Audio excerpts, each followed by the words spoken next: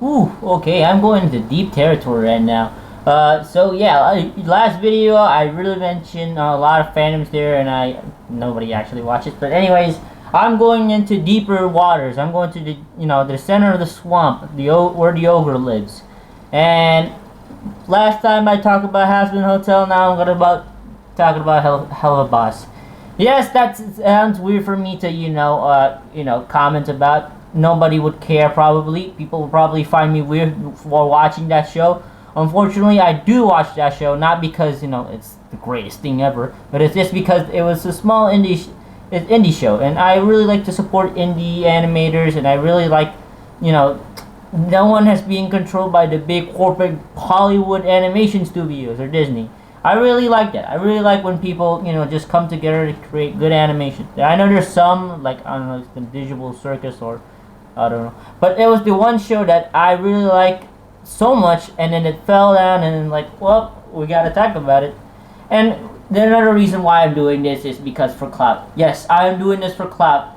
I don't care if I'm gonna get smoked for this. Any clout is good clout at this point. And I might get some views or not. Who cares? So anyways, let's talk about it.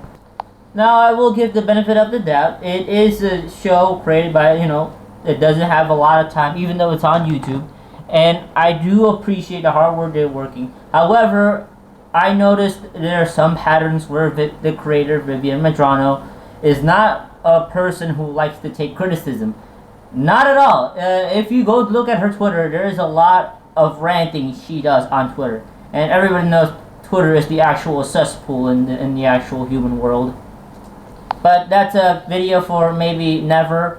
Anyways, we're supposed to talk about the show. Oh yeah, another reason why I do this is that there's a recent upload coming out. They haven't uploaded an episode since. There's only 2 seasons. And also, since there's no more new episodes coming out, I guess I'll just talk about this. Don't find me as a weird person for just talking about this. I'm gonna talk any kind of shows, okay? Just these 2 independent shows that I will watch and will review it.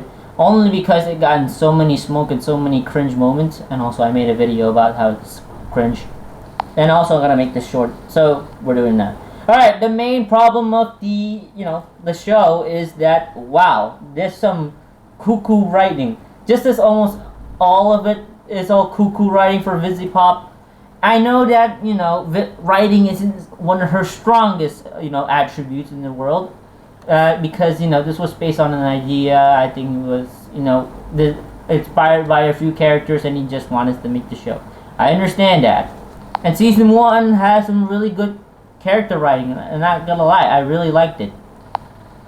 So, I guess in honor of doing that, I guess I'll just have to tell you about the good stuff that happened. Well, let's talk about the good stuff. The animation. I like the animation. I like it a lot. There are some really good fight scenes. Like, one of the fight scenes I liked most is, can't remember the first. I think it was the one with episode where they were captured by, I don't know, like, CIA agents, and then they, and they fight them with guns, and they are outnumbered because they hold Edo period weapons. I don't know why, but it was a cool fight though. It was a bit gory and it was really extreme. I think the animators who worked really hard on this deserves like a pat, more than just a pat in the back. I think they deserve like a 3-week vacation and probably get to see their families again. There's a lot of good music in there. Like, for examples, like one is still like in my head is like Owl in a Cage. That's a really good song, and I believe that, I don't know who sang that, but they were really good singers in here. Unlike the ones in Hasbin Hotel, the songs aren't annoying and like has literally no purpose of it. For example, that one song I forgot the name of when Charlie's like talking about like how this hotel is going to work, and on season 2, like that one, like Owls in the Cage. It shows that how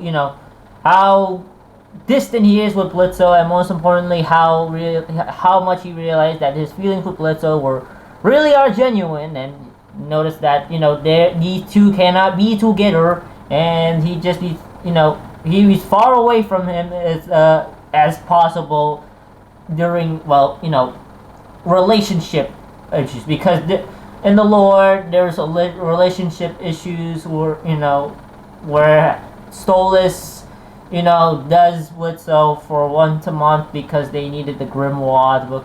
You're just gonna have to watch it. I can't explain the lore to you enough because this isn't about lore. This is just saying if it's good or bad. That's all I can say about the good. Now let's get to the bad. There's a lot, and people are not gonna like me, so I forgot to get my vest. Hold on. There we go. Yep, now I'm protected by evil comments. Maybe not evil, maybe just regular comments that are going to criticize me. It doesn't matter, it's fine. Okay, next I wanted to talk about the bad. Ooh, there's a lot. I'll start with one of my favorite bad things about about the show is the funny. There is no funny.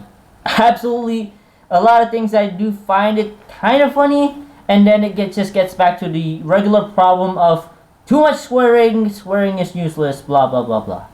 If I ever wanted to talk about how useless the adult jokes and the swears of the show, I could be here forever. But I'll give you one example. There's this one filler episode where Blitzo takes Luna to a hospital, and he just starts swearing, and it's just the amount of swearing at any time they do it, especially for if there's a character that rarely swears, it just gets executed really bad and terrible. Especially when all the adult jokes, like for examples, like Moxie's dad will, notice that he's gay or something, so he creates this room full of, I'm not gonna say it, and it just makes a terrible joke. And I know it's supposed to be funny, but to me it's not funny. To many people, yes, if you believe that many people did not find that funny. The next one is, well, obviously what a show needs, characters. And by golly, I do not want to talk about the characters as much as possible, but I guess I will. Obviously, the two main, issue of these character problems is Stolas and Blitzo. And as a person who has not been in a relationship, and I could say they have terrible communications with relationships. I don't know if 50 Pop did this on purpose, but I just think that they could just solve this problem in just a few episodes if they just know how to communicate, and not just by telling swears of how not serious they are with how with. And I know Blitzo is a terrible person for doing this and a bunch of that, but it still doesn't help. After a few episodes later, he still is a person who just didn't wants to help people out, or just I know he doesn't take advantage of people, but how he executes of becoming a better person. Sorry, I had to use that lightly. Becoming a better person to other people, it just adds a very terrible execution, and that does include the writing. That's also another thing I want to tell you about is the writing. We'll skip up for the character now. Stolas is also another thing I really don't like. Okay, well, I'm gonna continue with the characters. Stolas is a, I don't know, massive hypocrite or something, and I guess yes, it's the type of person oh, I can't choose between my desires over my true best friend desires over my my daughter and my family. I mean, he could think for a second and have the solution, but however, no.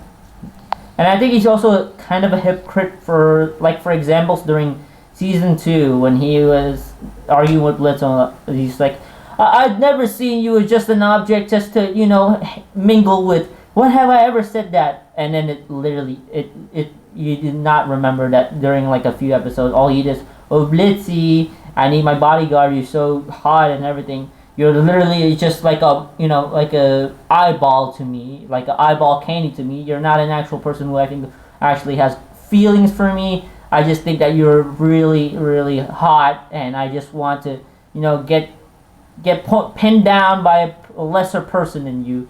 And I never, I said I would never stoop you down this low. When have I ever? And come on, I think he learned that. Also, there is the problem of him, not communicating with his daughter, and all his daughter wants is just a good connection with him. Her daughter is also something I'm really annoyed about. But I guess, we'll take that. But Stolas is just really just owning up to what he did. He obviously just chose Blitzo over, her own daughter. And it is obvious. It's more obvious than a tree in a park. That relationship that she has with her daughter and Blitzo It's what makes the whole, end season makes me a bit confused. Oh yeah, there's a lot of things I need to talk about the endings and also in season 2. There's just so much. And I also watched a few people who watched their own complaints, so I'm just gonna put them all in here.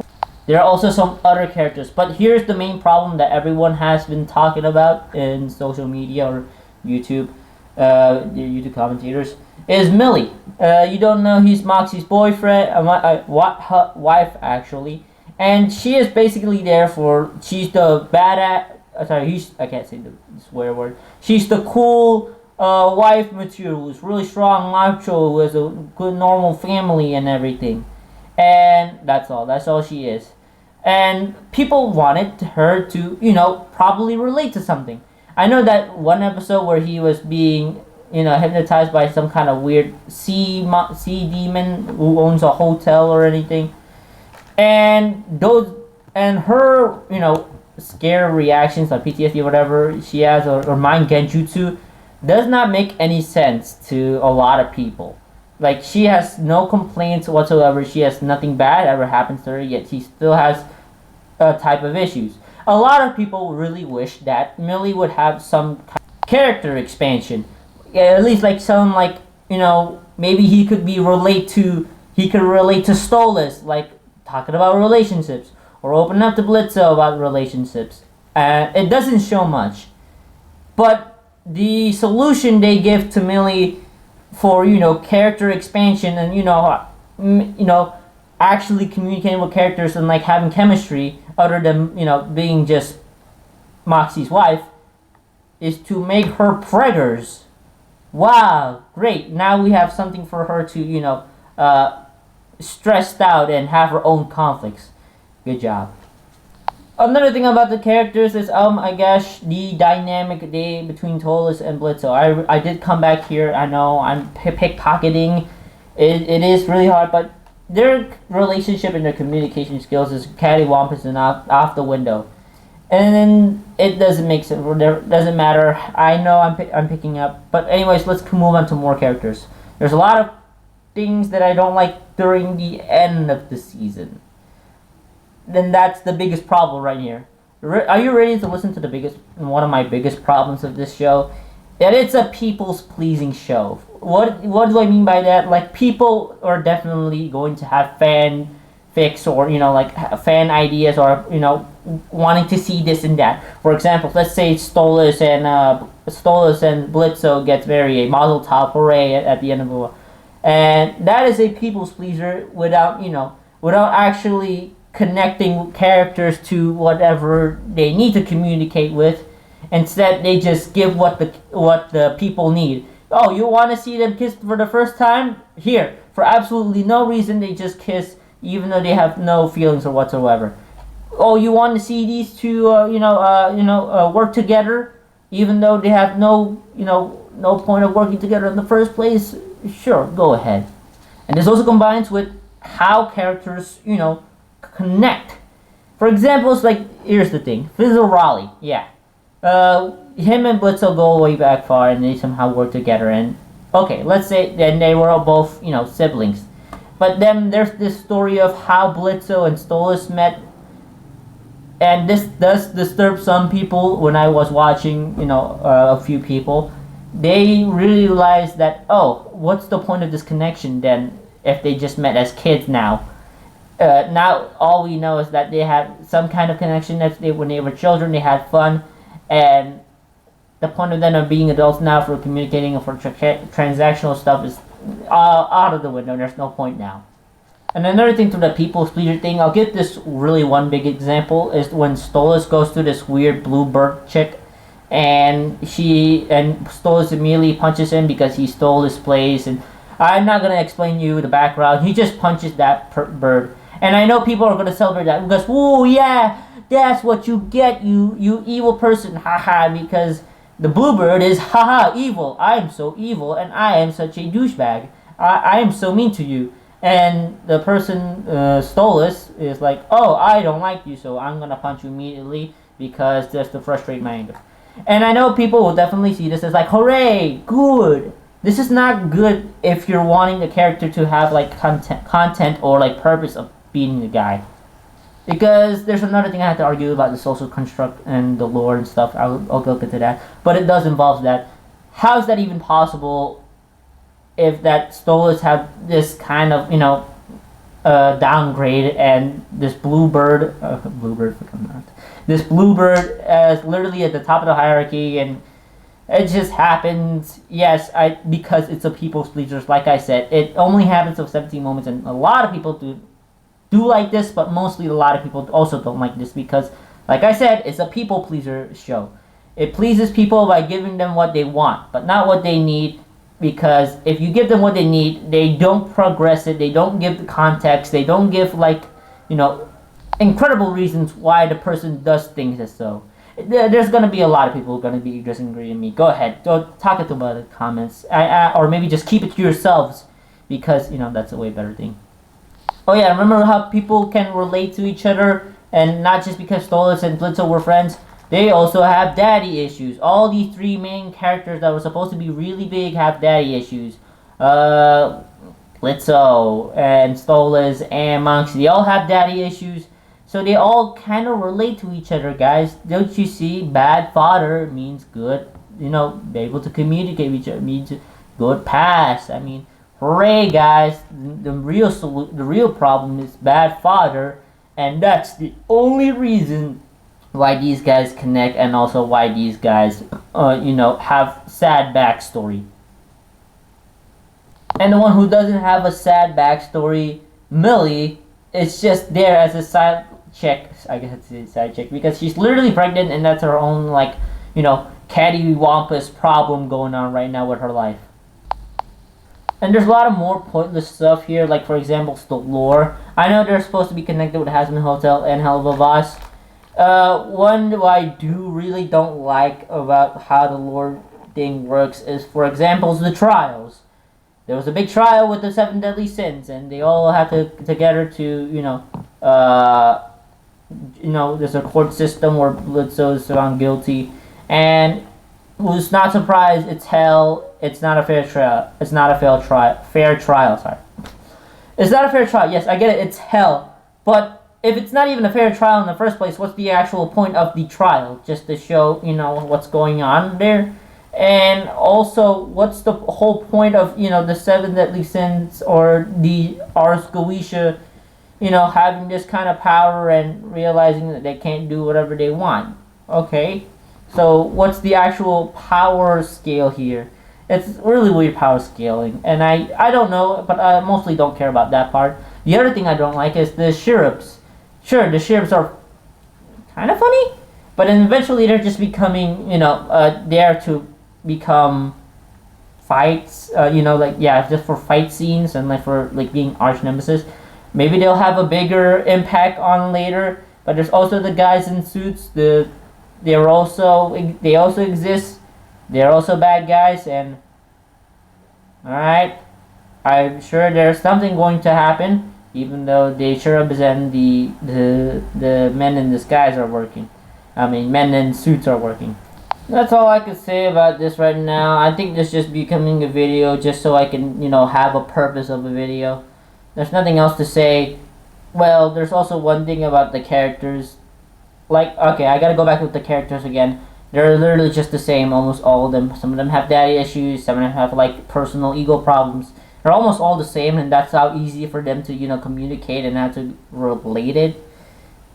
But I guess that's all I have to say. This video is becoming way longer, and honestly, just because I really wanted to make a video, and I hope this gets views at some point, I don't know. But yeah, this has been a dumb rant. Maybe I'll make another one about another show I could diss off. I know there's some movies are out there yet, somewhere. Maybe not, maybe. And I guess that's all I have to say. I'm so glad the vest protected me. So if you don't agree with me, cool, just keep it to yourselves. If you're just going to spam angry comments in my chat, or in my comment section, because let's just be civil here, because what's the point of arguing about a show? Come on. Yeah, that's it. Yeah.